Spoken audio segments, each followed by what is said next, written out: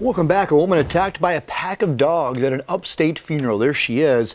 We recently told you about this case, and tonight we're hearing from her about those scary moments. She was at the service after the death of her brother-in-law when the unthinkable happened. A moment of grief turned into a fight to survive. Barbara Lee still can't believe what happened.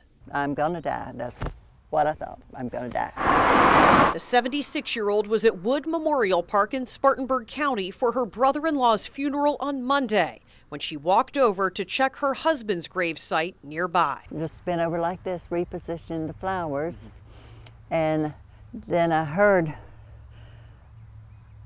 a noise, and of course I looked around, and here comes a dog just flying. As soon as that one got me, he grabbed my ankle. Before she knew it, the dogs were coming from here. Other dogs were in on the attack. And then I saw, looked like dozens coming at me. And I mean, just barking and flying.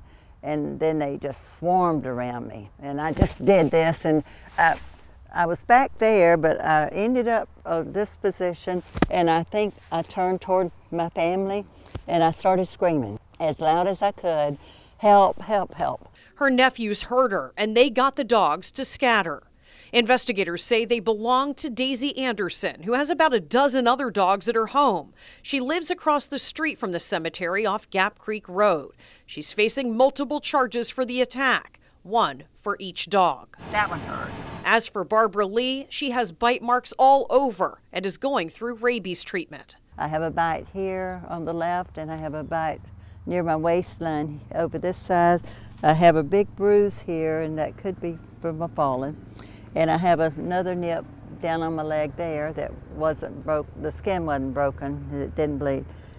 I have, from here down, is the worst. She's now coming to terms with a terrifying moment she thought might end her life right by her husband's grave and feet away from where a number of her friends, her parents, and other relatives are buried. She believes that day they were her protectors.